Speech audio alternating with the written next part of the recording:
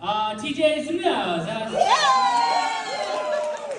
Oh, that's you guys came to see, huh? Yeah, give it up for TJ. Come on. That was whitish. That was. All right.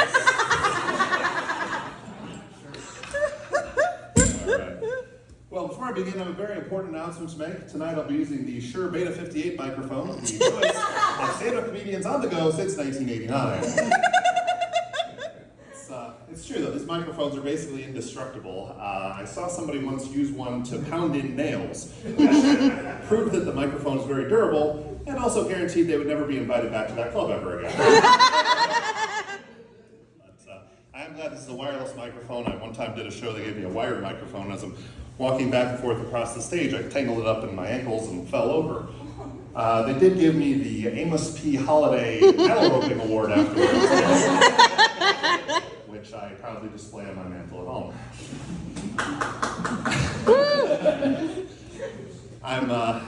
I think that you cannot be a fully well-adjusted normal human being and do stand-up comedy. There's got to be something just a little off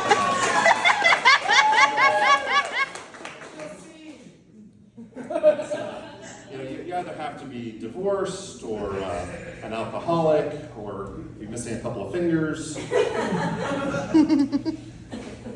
I'm a member of the Divorced Men's Club, although I've since gotten remarried.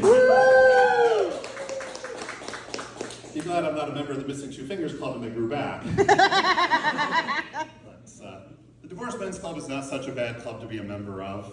Every month they send you a Playboy and a Burger King coupon, so not so bad. My problem with Burger King these days, though, is that for their signature sandwich, the Whopper, they say that with all the toppings, you count it up, and there are 221,184 ways to have a Whopper. This means there are 221,183 ways for them to screw it up. I'm going to take my chances with Powerball tickets, thank you very much. I like my odds. A couple years ago, I was visiting my parents around Christmas, and my dad got me one of those big $50 scratch-off tickets, the one you have to sit there and scratch until Jesus comes back. Hold on. Excuse me, what was that? Ah, got it. That's Easter, wrong holiday. Got it, okay. But anyway, I didn't have any change on me at the time, so my dad gives me a quarter to scratch the ticket off with and start working on it. Sometime after Hanukkah, I get to the bottom and realize that I didn't win one lousy shekel. I'm going to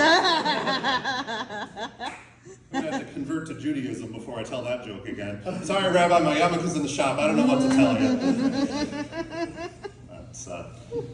Anyway, so the thing that was really terrible about that is that afterwards, my dad has the nerve to ask for his quarterback, and he lives in Cleveland, so I didn't think he knew what a quarterback was.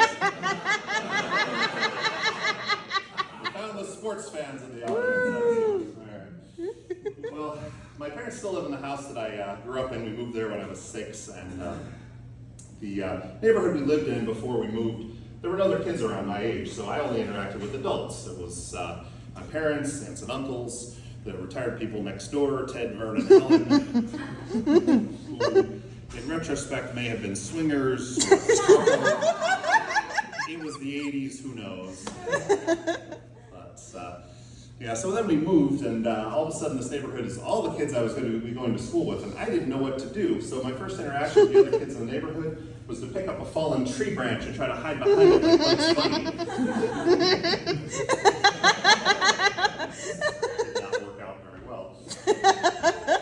But, anyway, so you get later in school, and they start giving you those lists of clubs and activities and things you can join, and I always treated that as a list of things to avoid doing. I was voted most likely to not appear in the yearbook. Which is kind of true because I never had a senior picture taken, so I've never seen the yearbook. I have no idea what's there. It could be a blank space or a charcoal drawing or one of those green poison control stickers with the face on it. I see a flashing light in the back of the theater. That either means that they brought in an ambulance to try to resuscitate my comedy career or I'm not out of time. So